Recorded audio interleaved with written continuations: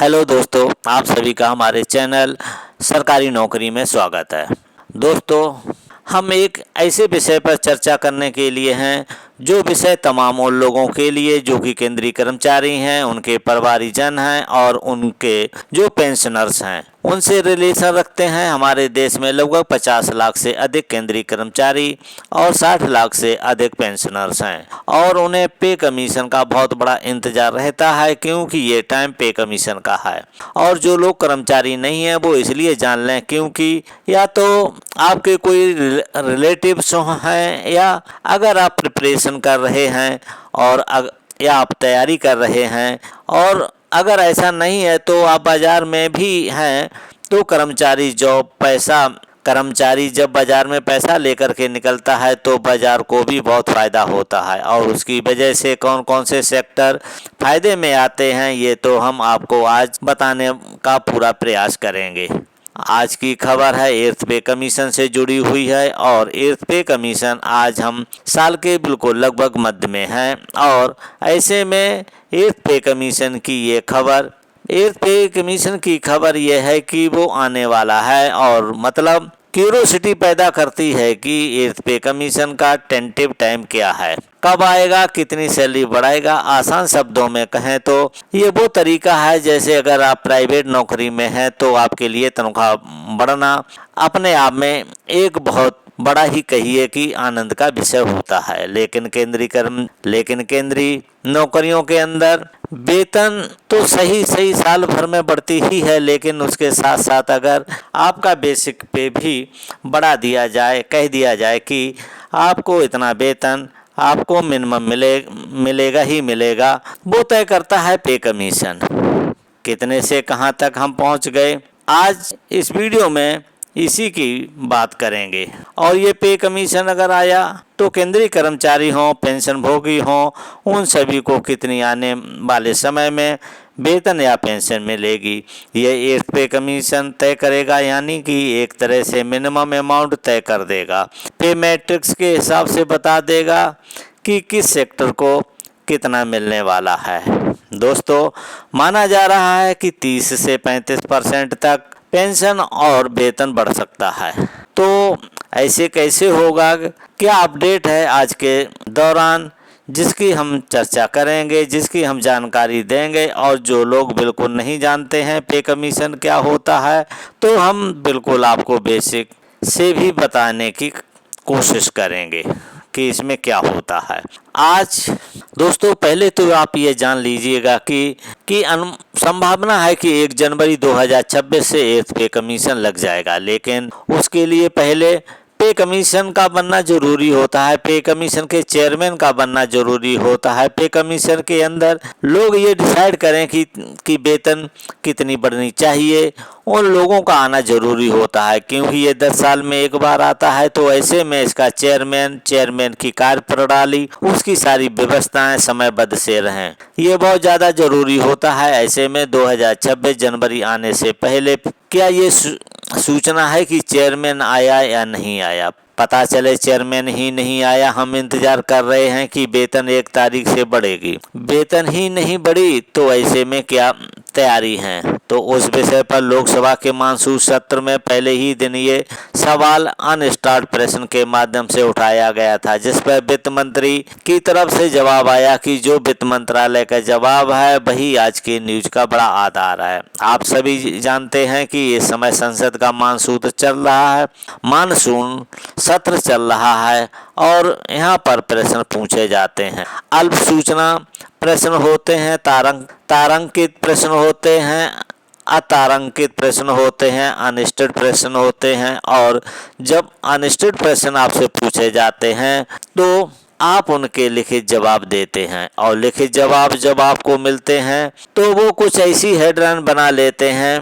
तो इन्हीं हेडलाइन में इस बार एर्थ पे कमीशन से जुड़ी हुई बात है, जिसके बारे में हम आपको जानकारी देंगे कि एर्थ 7-6 इन सब का क्या मतलब रहा है, इनका क्या प्रभाव होगा। दोस्तों, 1 जनवरी 2026 को पे कमीशन आना तय माना जा रहा है कि सेंट्रल पे कमीशन आ जाएगा और उसकी वजह से जो फायदे और नुकसान होंगे उसकी चर्चाएं भी होंगी। मतलब सरकार को कितना एक्स्ट्रा पैसा देना पड़ेगा या फिर कौन से विभागों को इसका फायदा होगा, इससे बाजार को क्या फायदा होगा उसकी भी चर्चाएं होंगी। तो ऐसे में मिनिस्ट्री ऑफ डिफेंस से, मिनिस्ट्री ऑफ होम अफेयर्स से, मिनिस्ट्री ऑफ पर्सनल से, इन सभी तमाम प्रकार के जो मिनिस्ट्रीज हैं इनसे डिस्कस चल रहे हैं। और इसी विषय को लेकर के ये प्रश्न पूछा गया लोकसभा के अंदर। अतारांकित प्रश्न संख्या 150 में एक सांसद जी हैं TR बालू, उन्होंने ये प्रश्न उठाया था कि will the minister of the finance be please to state, क्या वो बताने में मतलब इस बात के लिए वो होंगे कि whether the setting of the 8th pay commission for central government employees has been notified which was announced in January 2025। अब ये क्या कहानी है? असल मायने में अश्विनी वैष्णव जी ने 16 जनवरी के दिन ये जनता के सामने अनाउंस किया था कि सरकार ने बहुत पहले ही, वैसे तो इसका समय 2025 में पूरा हो रहा है, जो अभी 7th पे कमीशन चल रहा है, और उसके 10 साल पूरे होने से पहले ही सरकार ने जनवरी 2025 में ही 8th पे कमीशन का अनाउंस कर दिया। मतलब एक तरह से सभी कर्मचारियों को ये खुशी की सौगात दी गई थी कि सभी लोग खुश हो जाओ, आप लोगों के लिए सरकार ने बहुत पहले ही सोचना शुरू कर दिया था और आप लोगों के लिए सोचना शुरू कर दिया था, और इसके लिए जनवरी 2025 में अनाउंसमेंट आ गया है। तो इसी पर पूछा गया था प्रश्न मिनिस्ट्री ऑफ फाइनेंस से कि कृपया करके आप बताइए केंद्र सरकार ने अभी तक उस प्रकार की कोई कार्रवाई की या नहीं की, क्योंकि अभी तक 6 महीने निकल गए हैं और अभी तक कोई भी ऐसी चीज निकल कर दिखाई नहीं दे रही है। Time by the chairperson and the member of 8th CPC would be appointed, क्या हमें पता चलेगा कि कब तक चेयरमैन और सदस्यों को अपॉइंट किया जा सकेगा? क्या इसका टाइम रिवाइज होने वाला है? ये प्रश्न पूछे गए थे, जिसका जवाब मिनिस्ट्री ऑफ फाइनेंस की तरफ से दिया गया। श्री पंकज चौधरी जी द्वारा दिया गया। उन्होंने कहा कि it has been decide by the government to constitute, ये डिसाइड हो चुका है कि 8th पे कमीशन आएगा और इसके लिए इनपुट को Ministry of Defence, Ministry of Home Affairs, Department of Personnel and Training, इन सबसे मांगा जा रहा है। ऐसे चेयरमैन और मेंबर ऑफ 8th जो CPC है उनको जैसे ही सरकार 8th CPC को नोटिफाई करती है, अभी क्या है सेंट्रल पे कमीशन को नोटिफाई नहीं किया गया है, तो ऐसे में अपॉइंटमेंट्स नहीं हुए हैं। अगर वो नोटिफाई कर देंगे हम अपॉइंटमेंट्स कर देंगे, और जैसे ही ये इम्प्लीमेंटेशन होगा उसकी रिकमेंडेशन को लागू कर दिया जाएगा। तो सब चीज़ें कहाँ अटकी हैं, सरकार ने अनाउंसमेंट कर दिया है, नोटिफाई नहीं किया है, यानी कि घोषणा हो गई, कागज़ों में नहीं आई। मतलब नेताजी ने घोषणा कर दी है, वैष्णव जी ने घोषणा तो कर दी है, सरकार ने ऐसा किया है 8th पे कमीशन बनाने जा रही है, लेकिन घोषणा के अकॉर्डिंग एजुकेशन के नाम पर नोटिफाई नहीं किया अभी तक। नोटिफाई जब होगा तब विभाग को काम मिलेगा। तो मिनिस्ट्री ऑफ फाइनेंस में जो एक्सपेंडिचर डिपार्टमेंट है वो CPC का गठन करेगा। तो अब उसको ये टास्क दिया जाएगा कि हाँ भाई आप बनाना शुरू करो, तब जाकर के 8th पे कमीशन एग्जिस्ट करने लगेगा। तो अश्विनी वैष्णव जी ने साल 2025 की शुरुआत में ये बात करते हुए अनाउंसमेंट किया था कि प्रधानमंत्री जी ने 8th पे कमीशन को सेंट्रल कर्मचारियों के लिए अनाउंस कर दिया है। अब क्या ये राज्य कर्मचारियों पर भी लागू होता है? तो जैसे ही यहाँ होता है तो प्रभाव से राज्य सरकारें भी इन्हें मानने लग जाती हैं। प्रधानमंत्री जी ने इनके ट्वीट्स को रिप्लाई करते हुए कहा था कि हम देश को अच्छा बनाने के लिए तमाम प्रयास कर रहे हैं। अब पे कमीशन के बारे में थोड़ा इतिहास जान लेते हैं। दोस्तों 1946 में पहली बार पे कमीशन बनाया गया था, उसके बाद हर 10 साल में बनाने का निर्णय लिया गया। क्यों देश में महंगाई इतनी बढ़ती चली जाती है, देश के अंदर और भी तमाम प्रकार के एम्प्लॉइज के खर्चे हैं। देश की तरक्की है, उन सबको एडजस्टमेंट समायोजित करते हुए आगे बढ़ना होता है। तो सरकारों ने तय किया है कि हम ये तय करते चलें कि हम कितनी सैलरी मिनिमम अपने कर्मचारियों को देते आएंगे। साल की आज़ादी, देश की आज़ादी के बाद से अब तक 7 पे कमीशन आ चुके हैं। 1957-1959 के बीच में आया, फिर 1970 से 1973 के बीच में आया। ऑलमोस्ट 10 साल के अंतर में 70 के बाद में फिर 83 में आया, थोड़ा अंतर ज़्यादा हो गया। इसके बाद 83 से 86 के बीच में, मतलब 83 में आया, फिर 86 में नोटिफाई, मतलब जो चालू हुआ है। इस तरह से रिकमेंडेशन चालू हुई हैं, अप्लाई हुई हैं। फिर 86 के बाद 94 में आया, 97 में अप्लाई हुआ, फिर 97 के बाद 96 में आना, 97 के बाद में 2007 में आना था, 2006 में आया और 8 में उसकी रिकमेंडेशन हुई। 8 के बाद 2016 के लिए, तो मतलब यहाँ से 8 और 8 16 ही हो गया। सीधा मतलब है कि 8 साल के अंदर ही आ गया था। फिर इसके बाद में अब 2016 के बाद में 26 वाला जो है 1 जनवरी वाला, उसको 25 में अनाउंस कर दिया गया। तो उसके लिए ऐसा ही लिखा जाएगा कि 2025 ठीक 26 न, तो ऐसा करके सरकार ने इसको अनाउंस किया। तो पहली बार जब आया था तो मई 1946 में अनाउंस हुआ था, 47 में लागू हुआ। उस समय श्रीनिवासन वृद्धाचार्य जो हैं वो इसके चेयरमैन हुआ करते थे। उस समय बेसिक सैलरी, मिनिमम सैलरी तय की गई थी 55 रुपया और मैक्सिमम सैलरी तय की गई थी 2000 रुपये महीने। इससे लगभग 1.5 मिलियन लोगों को, यानी कि 15 लाख कर्मचारियों को लाभ हुआ था। इसके बाद सेकंड पे कमीशन आया 1957 से 1959 के बीच में, जिस समय पर मिनिमम सैलरी तय की गई 80 रुपये पर मंथ। इसके बाद में थर्ड पे कमीशन आया, जिसमें मिनिमम सैलरी तय की गई 185 रुपया पर मंथ।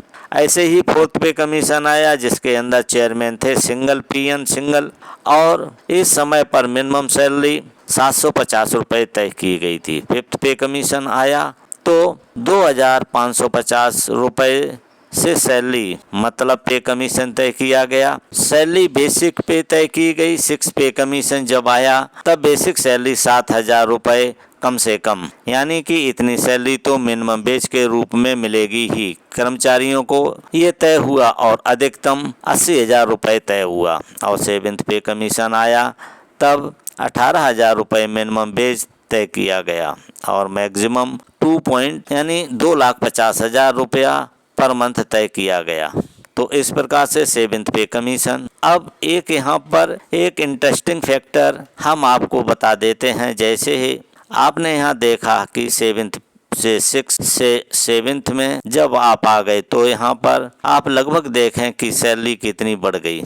7,000 रुपये से 18,000 रुपये बेसिक पे है, वो बढ़ गई। यानी 7 को अगर 2 से गुणा करते हैं तो 14 और लगभग 2.5 गुना के आसपास सैलरी बढ़ी है। अगर आप यहाँ देखें तो कितनी 2.5 गुना के आसपास बेसिक पे में बढ़ोतरी हुई है। ये वो है जिसके ऊपर अन्न अलाउंस दिए जाते हैं, यानी कि इसके ऊपर महंगाई भत्ता दिया जाता है, HRA वगैरह इन बेस पर ही दिया जाता है। तो ऐसे में अगर आप देखें तो 2.5 गुना सैलरी बढ़ी है। ऐसे में 7,000 से पीछे चलते हैं, 7,000 के पीछे चलें तो 2,550 रुपये से आप 7,000 की यात्रा किए हैं। 2,550 से 7,000 की 2,550 और 7,000 25, 50, 75 लगभग 3 गुना सैलरी बढ़ी है यहाँ पर भी।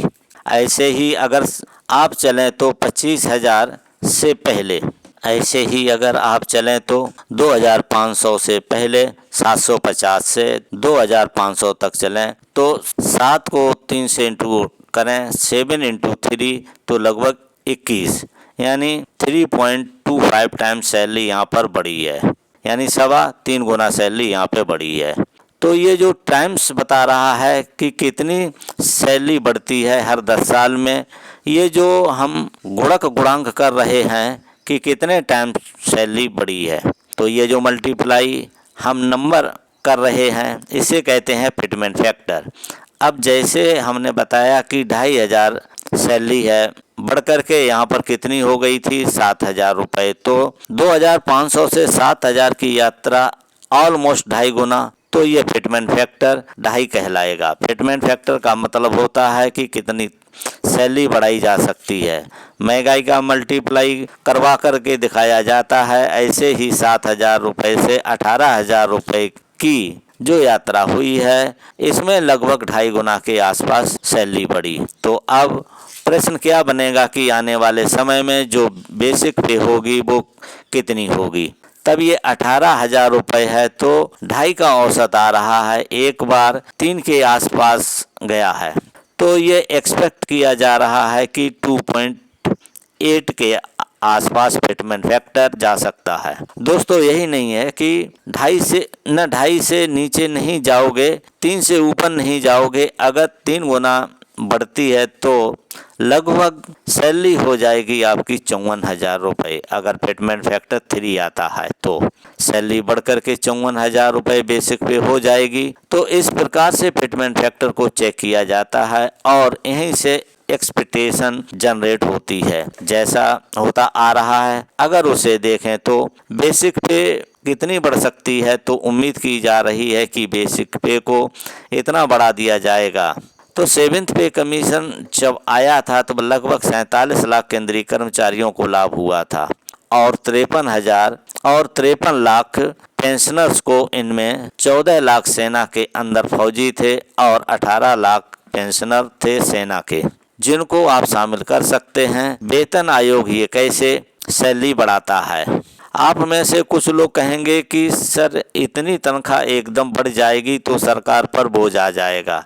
नहीं, सरकार ऑलरेडी डीए देते हुए चल रही होती है, महंगाई भत्ता देते हुए चल रही होती है। जैसे जैसे देश के अंदर ये तय होता है कि इस साल की महंगाई इतने % बढ़ी, आपने कंज्यूमर प्राइस इंडेक्स देखते हुए आते हैं, जिसमें आरबीआई ने कह रखा है कि महंगाई 2 से लेकर 4% प्लस माइनस होनी चाहिए, यानी 4% से लेकर के 6% के बीच में बढ़नी चाहिए। महंगाई के बारे में हमने एक फैक्ट ले रखा है, तो महंगाई जितनी बढ़ रही होती है ऐसे ही सरकार हर साल सैलरी में महंगाई भत्ता ऐड करती जा रही है बेसिक पे के ऊपर। तो बेसिक पे प्लस महंगाई भत्ता, अब आप ऐसे समझ के चलिए कि बेसिक पे 100 रुपये है, उस पर 6% बढ़ गया तो 16 रुपये हो गया। अगले साल में फिर से बेसिक पे बढ़ गई है, फिर चले गए, तो इस प्रकार से आपका हर 10 साल में बेसिक पे बढ़ गया। तो बेसिक पे बढ़ता चला जा रहा है महंगाई के ऊपर, तो एक CAGR की तरह कंपाउंड एनुअल ग्रोथ हो गया है। तो इतना %, 66% अगर आप 10 साल के हिसाब से बढ़ाते चले जाएंगे तो वो 10 साल में बढ़कर आता है। बाद में सरकार उसी को उठा करके आपकी बेसिक पे बना देती है। तो महंगाई भत्ता प्लस बेसिक पे, तो जो महंगाई 10 साल तक जुड़ती चली गई है, तो 106 पर 6 फिर से उस पर के 6 को 6 से इंटू करते हैं तो 36, तो जो नंबर निकल कर आ रहा है वो मतलब एक तरह से कहिएगा तो 13.6, फिर 6%, इस तरह से जो नंबर बढ़ता हुआ चला जाएगा। जो नंबर निकल के आएगा सरकार उसी को जोड़ के यानी प्लस उसमें उस समय की महंगाई और जोड़ देती है और कहती है कि अब से आपकी बेसिक पे इतनी रुपए हो गई है, अब इसके नीचे नहीं जाओगे। तो बट अवेयंस है कि मतलब वो होता है सरकार थोड़ा बहुत उसमें इंक्रीमेंट कर देती है, तो महंगाई दर को एडजस्ट करते हैं। एक तरह से आपको आश्वासन रहता है कि इसके नीचे नहीं जाएंगे, तो आपकी क्षमता बढ़ती है। आपको डर नहीं लगता है कि सैलरी कम होगी। बाजार में अचानक वेतन की जब सिक्योरिटी आती है तो लोग खर्च करने निकल पड़ते हैं। अगर आप अपने एम्प्लॉय से ये कह दें कि कितना भी बेकार काम कर लें, इससे कम तनख्वाह नहीं मिलेगी, तो वो एक प्रकार से उसका मोटिवेशन है कि कम से कम तो ये सिक्योरिटी तो है ही। यही गवर्नमेंट जॉब की सबसे बड़ी खूबसूरती कही जाती है कि साहब जॉब सिक्योरिटी होती है। अच्छा होने पर क्या मिलेगा ये बात हटा दो, वहाँ पर सब लोगों की एक जैसी ही सैलरी होगी, चाहे आप कितने भी बड़े तेजू हो, लेकिन उसके बावजूद कम तो नहीं होगी। ये मान के बहुत सारे जो काम को ये मान कर करते हैं, ठीक है, वहाँ जाकर के काम नहीं करना पड़ेगा, वो लोग सरकारी नौकरी को प्रेफर करते हैं। खैर फिलहाल के लिए अगर एर्थ पे कमीशन आता है तो एर्थ पे कमीशन के अंदर सरकार की वजह से, मतलब इन नीतियों की वजह से सैलरी का बढ़ना माना जा रहा है। ये सब बातें हम आपको बता दी हैं। फिटमेंट फैक्टर क्या होता है ये हमने आपको समझा दिया है। हाँ, एक शब्द हुआ करता था ग्रेड पे, आजकल उसको पे मैट्रिक्स में कन्वर्ट कर दिया गया है, तो पे मैट्रिक्स में परिवर्तन आएगा। ये हमने बता दिया फिटमेंट फैक्टर कितना होगा, ये हमने एक्सपेक्टेड बता दिया है, कहा जा रहा है कई जगह पर 2.57 से, यही हम आपको बोल रहे थे, इसी के आसपास रहने की संभावना है। अब सवाल ये आता कि फिटमेंट फैक्टर बढ़ गया या फिर सैलरी बढ़ गई तो इसके फायदा क्या होगा और लागू कब से होगा। तो ये जनवरी की तत्कालीन स्थिति है, लेकिन इसका फायदा किसको होगा, तो ओवरऑल सैलरी बढ़ेगी 30 से 35% के आसपास। इससे निश्चित ही बाजार को फायदा होगा। कैसे? आपके पास पैसा होगा तो आप चाहे कार खरीदने जाएं तो ऑटोमोबाइल सेक्टर को फ़ायदा होगा, रियल एस्टेट में ज़मीन खरीदने जाएंगे, घर खरीदने जाएंगे तो उस सेक्टर को फ़ायदा होगा। बैंक को फ़ायदा होगा कि आप ज़्यादा पैसे निकालेंगे, ज़्यादा जमा कराएंगे। इंश्योरेंस कंपनीज को फ़ायदा होगा। तो इस प्रकार से फिटमेंट फैक्टर या फिर पे कमीशन आने के बाद बहुत सारे सेक्टर्स को उम्मीद होती है। तो जैसे जैसे पे कमीशन लगता है बाजार उसकी खुशी मना रहा होता है कि दोस्तों कर्मचारियों की सैलरी बढ़ गई है, अब कर्मचारी एक साथ आएंगे। आप कहेंगे कि 140 करोड़ देश की आबादी है, उसमें अगर 1.25 करोड़ लोगों की सैलरी बढ़ती है, इससे क्या फ़र्क पड़ता है? जी हाँ, बहुत फ़र्क पड़ता है। दुनिया मतलब देश के अंदर सारे कर्मचारी सेंट्रल कर्मचारी नहीं हैं, उसकी वजह से फिर स्टेट गवर्नमेंट के भी लगभग उतने ही कर्मचारी मानकर चलो, आप और ज़्यादा भी मानकर चलो। तो अगर 5 करोड़ के आसपास देश के अंदर पूरे कर्मचारी और पेंशनर हों तो इनकी बड़ा हुआ पैसा 5 करोड़ लोगों की एक साथ सैलरी अगर बढ़ेगी तो बाजार में पैसा इन्फ्यूज होगा। इकोनॉमिक्स यही कहती है देश को अगर प्रगतिशील रखना है तो लोगों की खर्च करने की कैपेसिटी बढ़ा दो, सब ऑटोमेटिक बढ़िया चलने लगेगा। तो सरकार सैलरी बढ़ाए या एक्सपेंडिचर कुल मिलाकर के सैलरी बाजार में पैसा इन्फ्यूज करती है और सेक्टर ग्रो करने लगता है। बाजार उसे बहुत सकारात्मक रूप से लेकर चलता है। तो उम्मीद है आप सभी दोस्तों इसके बारे में जानकारी पता चल गई होगी। तो दोस्तों ये जानकारी आपको देनी थी। ये जानकारी कैसी लगी आप हमें कमेंट में ज़रूर बताइए। यदि वीडियो अच्छा लगा हो तो लाइक करके अधिक से अधिक शेयर कर दीजिए। यदि आप पहली बार इस चैनल को देख रहे हैं तो इस चैनल को सब्सक्राइब कर दीजिएगा। सब्सक्राइब करने के बाद घंटी वाले निशान को दबा करके ऑल पर सेट कर दीजिए, जिससे हमारी आने वाली हर अपडेट आपको सबसे पहले मिल सके। दोस्तों इस वीडियो को देखने के लिए थैंक यू फॉर वॉचिंग। अब मिलेंगे नेक्स्ट वीडियो में नई जानकारी के साथ।